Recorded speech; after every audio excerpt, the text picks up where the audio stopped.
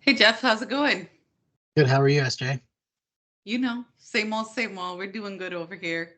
Just trying to keep busy, keep the kids busy and out of trouble. You know how it is. Absolutely. Yeah. You guys been doing anything interesting? No, went camping last weekend. A lot of fun. A lot of hours by the pool. Good Yep. time. We went camping last week as well and we had a good time. Busy, busy, busy. But I'm happy to be home and happy to be reviewing Dungeons and Dragons this week. Ooh, exciting. It's very exciting. It's a big change from what we did before. So I'm super excited to talk about it. It's called Dungeons and Dragons: Honor Among Thieves.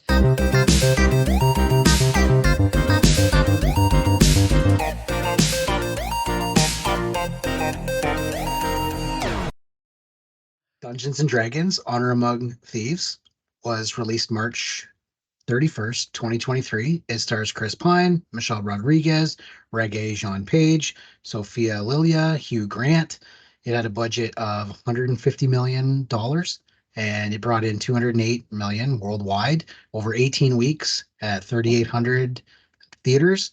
And it ranks 61st among Easter release movies all time. Okay, so it still made some change at the box office, which is good.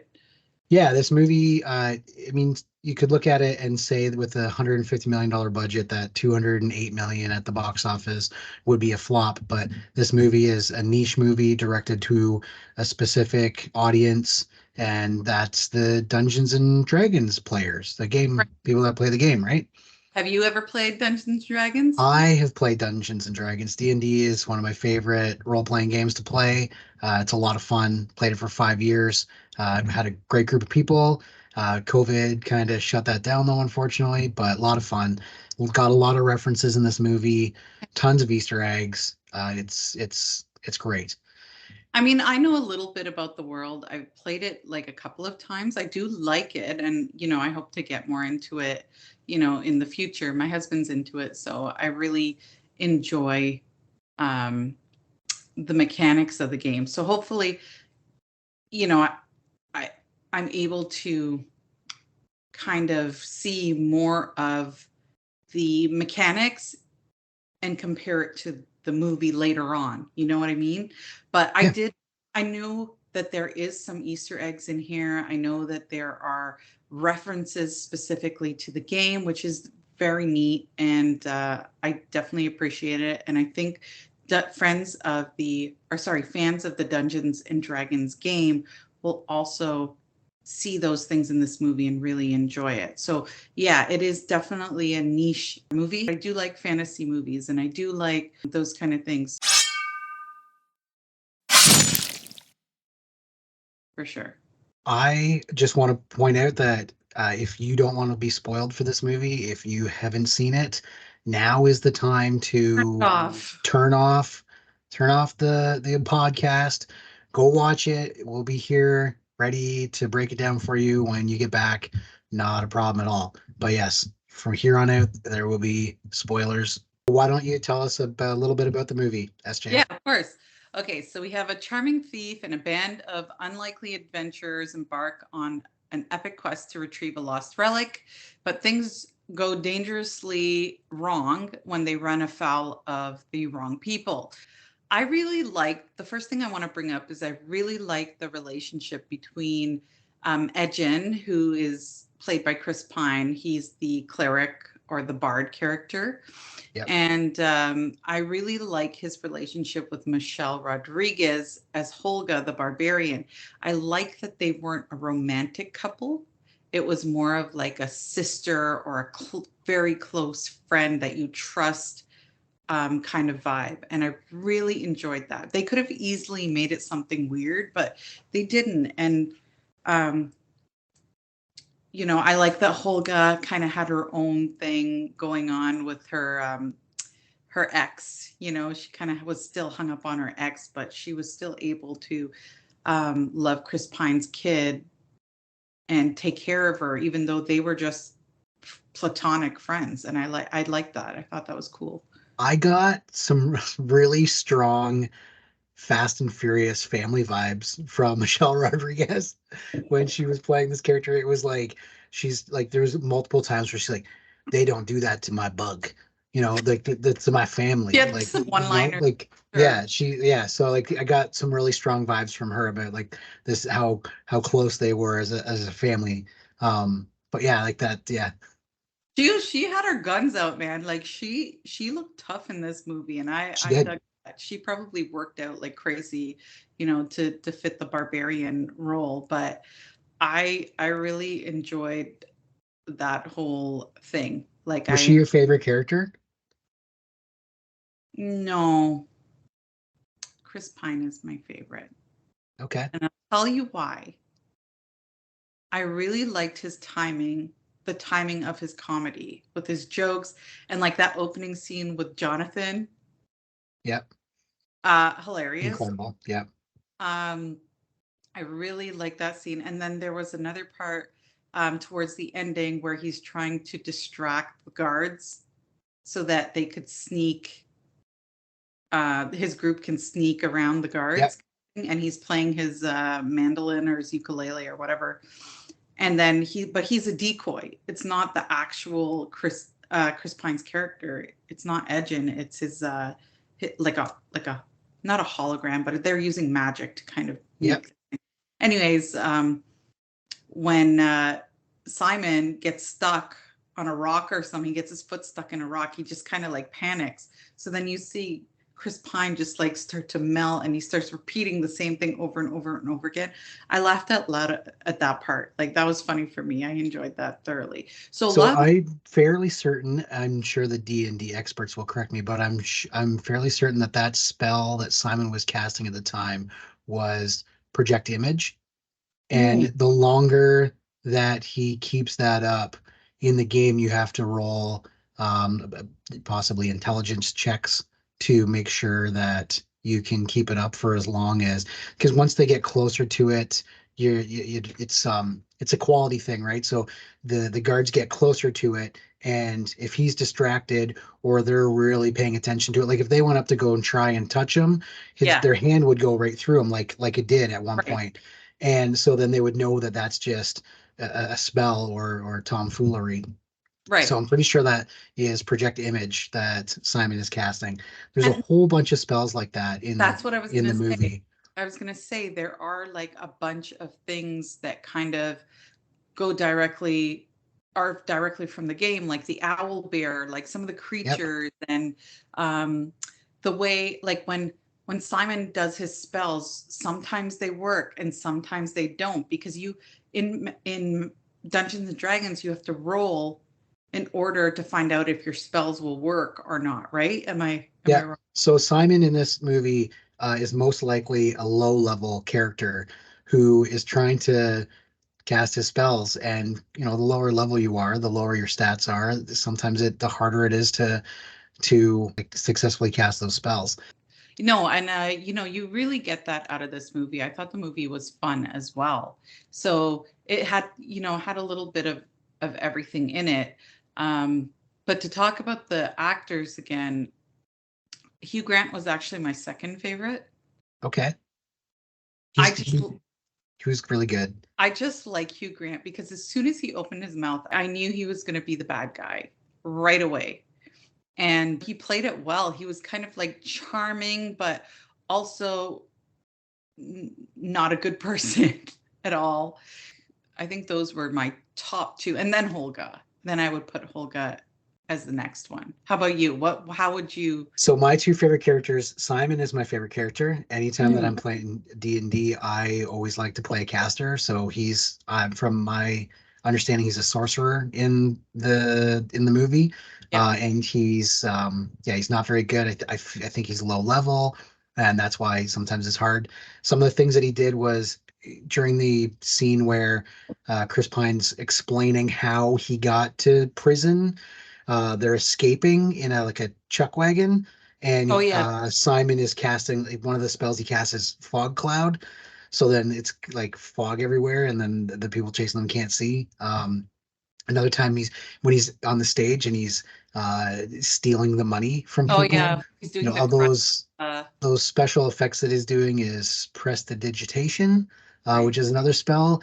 You can't usually use that to hurt anybody, but it's just kind of like fun, like, fireworks and just kind of like stuff like that, which is neat.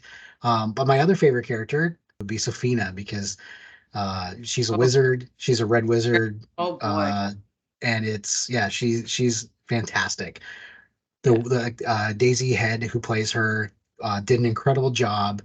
Yeah. Um, I it's agree with that. I wish Simon wasn't portrayed as like dumb and clumsy. Right. Like I maybe yeah, I wish he was portrayed just a little bit more intelligently because a sorcerer is an intelligence-based character. You Right. wouldn't make a intelligence-based character have a low intelligence because and then maybe that's why he actually isn't able to cast his stuff properly most times. But so Safina is my second favorite character. The actress plays her really well. I thought the makeup and on her was incredible and the special effects. Uh, right from the get-go, she looks horrifying. Like Horrifying. she looks scary. Like if my 7-year-old was watching that, she'd probably want me to turn the movie off. This person looked like the villain right from the get-go, and When you was see her in awesome. the bar, when you see her sitting in the bar, you're Yep. like, at first you think it's like Hugh Grant is the bad guy, but then after you see her sitting in the bar, you're like, wait a minute. She does not look good, like a good guy at all. And they're working with her, and you can kind of see how it's going to go. But I remember like there's some scenes at the ending when she's doing all her magic stuff, and I was like, oh no, like this is not for me. Like this is a we call that a obia thing in the Caribbean, or like it's, we call them like Jumbie thing. It was like ghosts, but it's magic. It's like black magic or whatever. Yep. But anyways, she's doing like all this dark magic, and it's nuts. And she and I noticed like her cloak would turn like black sometimes, and then turn like bright scarlet red. And it Yep. was really cool. Like when she was doing her dark magic, she would just start to like everything started to turn red, tones of red. And so she creeped me out for sure. She did a good. There's a scene near the end when they're doing their fight scene that yeah, I don't, it might be about 8 to 10 seconds long, and it is just incredible. Where there's like the three or four of them trying to fight her with different things. Like Chris Pine's got his lute that he's trying to like just hit her with, which is hilarious. Holga's trying to like hit her with the axe, and you Break. have Simon that's just like trying to cast a spell. I thought that was really cool with the special effects were really cool with how the two hands were fighting, where Yeah, one is kind of like blood hand made from it looked like maybe just human insides, and right. then the other one is like rock, and Rock. it's like a rock hand, and they're like fighting, and that's a really cool special effect. But like the beginning of the movie, it starts off with Chris Pine's character talking about how they got there, which is almost identical to how a D&D campaign would start. Right. You would have like a backstory where Yeah. it's like, hey, this is how you got to where you are. Unless it's a campaign about trying to figure out how you got to where you are, but most campaigns will start off with like a backstory. It will explain. So I thought that that was really neat how they kind of like stuck to like a traditional D&D style, even with how it's like cinematically done. Yeah. And yeah, so that was great. How he planned on using the Aarakocra to try and escape, Yes. and he's just like waiting. He's like, hey, like I need this dude to be here because this is how I'm going to escape. Is I'm just going to grab him and jump out the window and hope that he's going to fly around, and save himself, which in turn saves us. Which is hilarious because they approved their release anyways. But it really sticks to the D&D style. Yeah. With like I said, with that opening and how they continue to progress through, because everything seems to be like quest based. Like Yeah. they got to get out of the prison. And then when they get out of the prison, he goes home, realizes that people There's aren't nothing there. there. Then they go and they find out that the person that they teamed up with is now the Lord of Neverwinter, and they gotta go and see what's going on there. And then it's another quest to be able to stop him. And And yeah, it's all Neverwinter, quest based. correct me if I'm wrong, Jeff, but Neverwinter is another game. isn't it? Or is it's related to there's like a video game called Neverwinter Nights or something So or it's all based out of this fantasy story. So Mhm. there's games like, what is it, Boulder's Gate? There's a game. Baldur's Gate. Yeah. There's a whole bunch of different games, and it's all based on like this world. And Neverwinter is a town. There's a whole bunch of different things that go into that. And they But it also do reference Baldur as well in Yep. the dragon, right? Yeah, they do talk about that. The dragon is hilarious. A fat Oh, dragon, like that's really creative. I I like that. mean, And yeah. you can see how he got fat Yeah, yeah. because outside of his den is just thousands of bones Right, right, when they're fighting that. right. And he's not going anywhere. He's staying in. He's taking his food Oh in, yeah, eating in, yeah, yeah. not That's right. dining out. That's right. Meals on wheels, right to his Meals doorstep. meals on wheels. You don't have to do anything. He just waits for the food to come to him. Yeah, All these special effects were really well done. But I'm not surprised. Like they paid a big buck for the movie.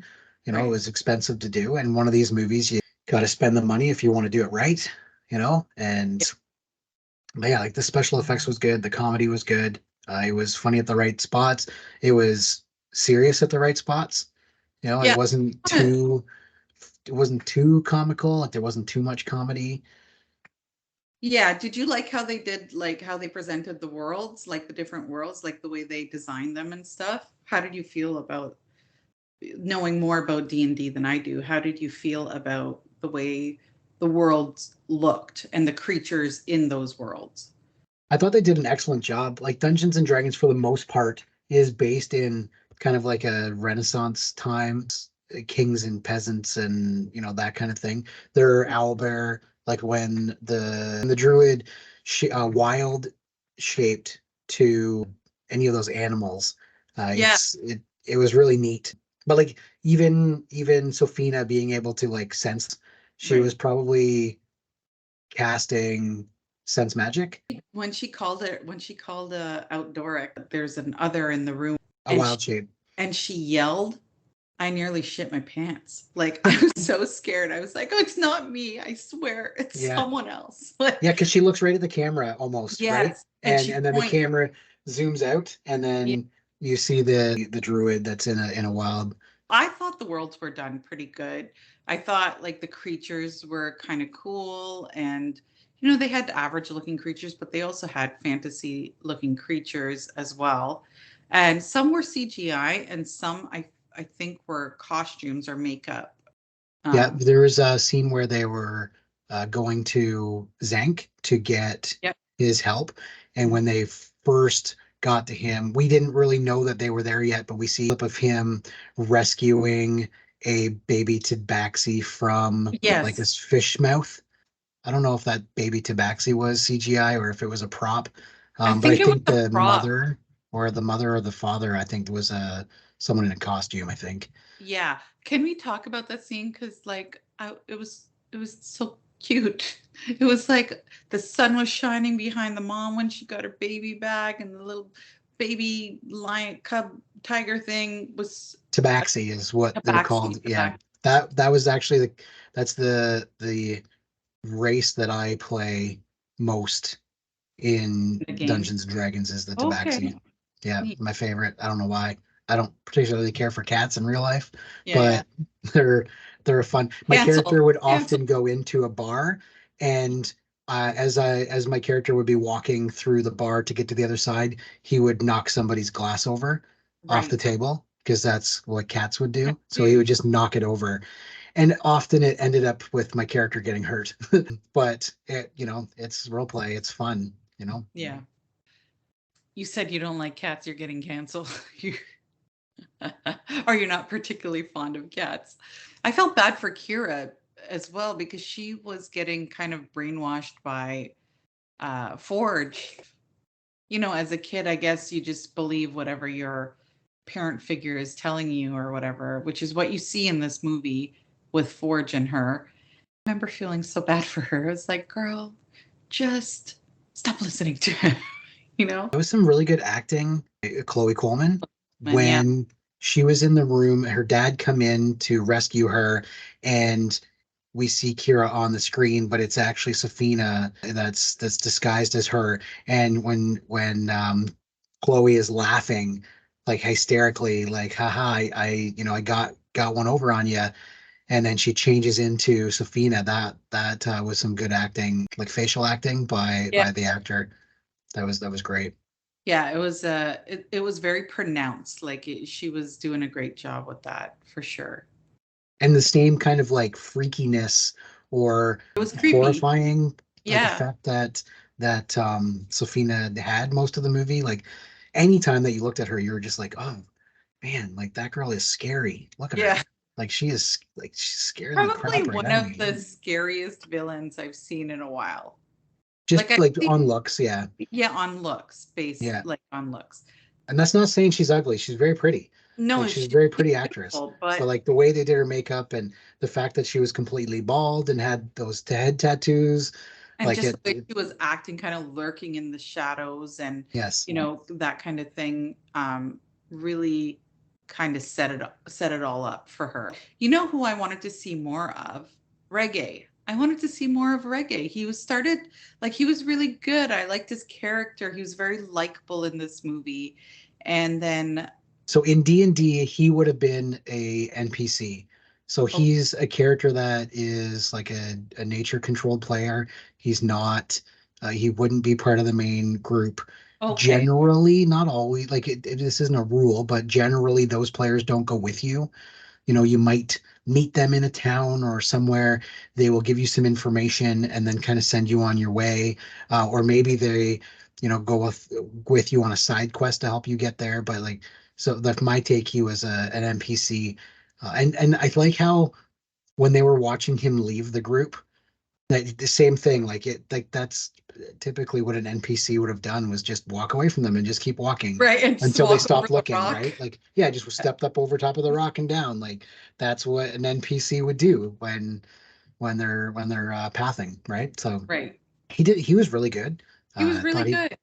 yeah, thought he did a really I'd good like to job. see a little more of him in it in some capacity. I don't know how they would have done it, but like I definitely enjoyed his character. As he when he got introduced and as we go along, you kind of Yeah. see him, um, and you see Chris Pine trusting him a little more, because Chris Pine's very skeptical of everyone, and so you see him start to kind of, by the end of their time together, you see him kind of like, oh, okay, this guy, he's a good guy. Like, and what did you think of about Brad Cooper as Marleman, Holga's ex?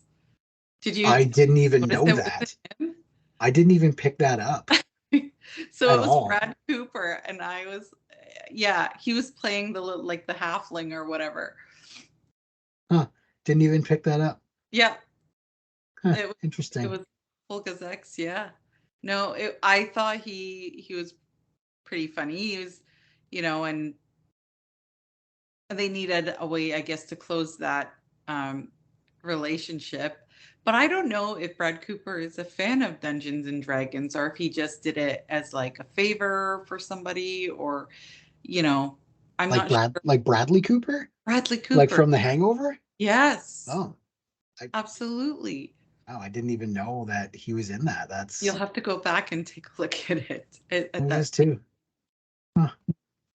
Yeah, it was yeah, it was cute. I thought it was cute. Like, he played a nice guy. But Holga, drank too much and partied too much, or was depressed, or because she got kicked out of her village or whatever. And I think it just didn't work out for them for whatever reason. I don't think he's a bad dude or anything, but So overall, what would you say? Like, what do you think about this movie overall? overall, this I feel like this was like a large bag of popcorn with some butter on it. Okay. Oh, so great. Okay. Nice. I That's liked yeah. it. I enjoyed it. I thought it had a good tempo, like it had a good pace, didn't feel long. There was always something going on. The jokes were quippy. I like that they didn't use slapstick comedy. I like that they used more of like verbal comedy. That appealed more to me personally. And I wasn't expecting there to be so much comedy in this movie. So Nice. I definitely feel like this was large bag of popcorn with the butter. All right. How'd you I'm I'll go just above that. I think this was an extra large bag of popcorn, layered butter, maybe even with a salt and vinegar packet on top. Not the best movie I've ever seen, but like very enjoyable, a lot of fun. enjoy? The comedy was great. The special effects were incredible. I loved all the Easter eggs, like the references, like the gelatinous cube, sucking them in, and they like it's eating away at their skin because that's what it does. It extra large bag of popcorn, layered butter, salt and vinegar packed on top.